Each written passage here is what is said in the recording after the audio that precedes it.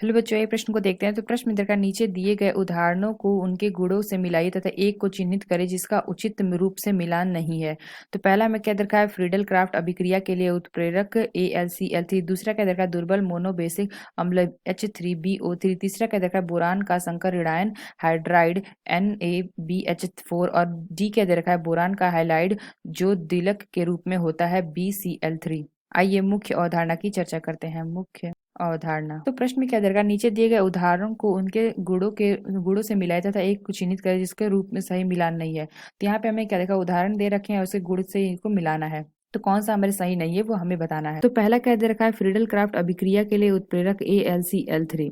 तो यहाँ पे अगर हम देखें फ्रीडल क्राफ्ट अभिक्रिया की बात करें तो फ्रीडल क्राफ्ट अभिक्रिया में क्या होता है, निर्जल AlCl3 की उपस्थिति में बेंजीन की अभिक्रिया हम मेथिल क्लोराइड से कराते हैं। तो जो हमारा क्या होता है, फ्रीडल क्राफ्ट एन एल्कीनीकरण अभिक्रिया कहते हैं। तो यहाँ पर देखें तो बेंजीन की अभिक्रिया हम किससे कराते हैं, मेथिल क्लोराइड से। तो यानी जो हमारा ए दे रखा है यह हमारा सही होगा, यानी कि हमने देखा है बेंजीन से इसकी अभिक्रिया कराते हैं, बेंजीन की अभिक्रिया कराते हैं मेथिल क्लोराइड से, यानी कि CH3Cl निर्जल AlCl3 की, यानी कि हमारा क्या होता है, AlCl3 उत्प्रेरक के रूप में कार्य करता है। तो यहाँ पे हमें क्या प्राप्त हो जाता है, टॉलुइन प्राप्त हो जाता है, यानी कि यहाँ पे हमारा CH3 आकर जुड़ जाता है और यहाँ से एक हाइड्रोजन निकलता है और यहाँ पे HCl है तो यह Cl से मिलके HCl बना के निकल जाता है। तो यहाँ पे हमने क्या देखा, जो हमारा AlCl3 है ये एक उत्प्रेरक के रूप में कार्य करता है, यानी जो हमारा पहला विकल्प है यह विकल्प हमारा गलत होगा, क्योंकि ये जो हमारी कथन दे हम प्रश्न में क्या पूछा गया है, कौन सा मिलान नहीं सही नहीं है, यानी कि मिलान नहीं है वो बताना है। तो ये हमारा क्या है, मिलान है, इसलिए यह विकल्प हमारा गलत होगा। बी क्या दे रखा है, दुर्बल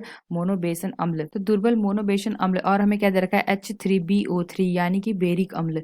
तो जो हमारा H3BO3 ये हमारा क्या होता है, बेरिक अम्ल। बेरिक अम्ल एक हमारा मोनो बेसिक अति दुर्बल लुईस अम्ल है। यह विलयन में अति दुर्बल मोनोबेसिक लुईस अम्ल की तरह व्यवहार करता है। तो यही हमें दे रखा है दुर्बल मोनोबेसन अम्ल। तो ये विकल्प यानी कि सही है, ये हमारा मिलान भी सही है, इसलिए हम क्या कह सकते हैं, यह विकल्प हमारा गलत होगा, क्योंकि ये मिलान सही है। जो हमारा बेरिक अम्ल है ये हमारा क्या होता है, बेरिक अम्ल एक मोनोबेसिक अति दुर्बल लुईस अम्ल होता है और यह विलयन में अति दुर्बल मोनोबेसिक लुईस अम्ल की तरह व्यवहार करता है। तो सी देखें तो सी हमें क्या दे रखा है, बोरान का संकर ऋणायन हाइड्राइड यानी कि NaBH4। तो बोरान दे रखा है, यानी कि बोरान को हम 20 से प्रदर्शित करते हैं, इसका परमाणु क्रमांक होता है 5। तो ये हमारे वर्ग 13 के तत्व हैं। जो हमारा बोरान होता है संयोजन हाइड्राइड बनाता है। तो इसका संबंध किसे दे रखा है, NaBH4 यानी कि सोडियम बोरोहाइड्राइड। तो जो हमारा NaBH4 दे रखा है तो ये हमें कहते हैं बोरान का संकर ऋणायन हाइड्राइड या NaBH4। तो यह हमारा क्या होगा, यह भी मिलान हमारा सही है, इसलिए यह विकल्प हमारा गलत होगा। अगर हम देखें तो यहाँ पे हमारा क्या होता है,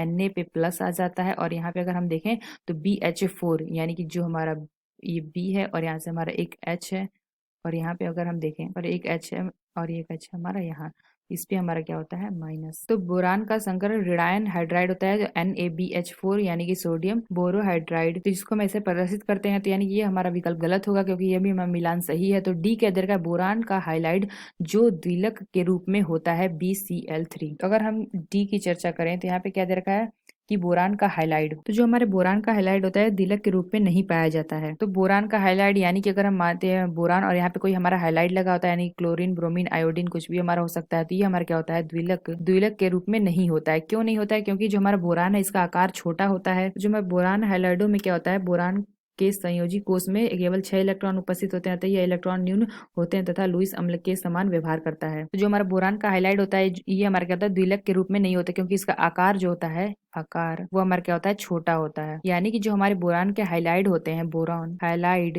विविक्त अणुओं या मोनोमेरिक रूप में होते हैं। तो यहाँ पे हमने क्या देखा, जो बोरान रहते हैं बोरान हाइलाइड विविक्त अणुओं या मोनोमेरिक रूप में रहते हैं, ना कि द्विलक रूप में रहते हैं। तो ये जो हमारा डी विकल्प है यह विकल्प हमारा सही होगा, क्योंकि यह जो मिलान दे रखा है यह मिलान हमारा गलत है, इसलिए यह विकल्प हमारा सही होगा, यानी हमारा सही विकल्प होगा ऑप्शन डी। तो आशा करते हैं आपको समझ में आया होगा। धन्यवाद।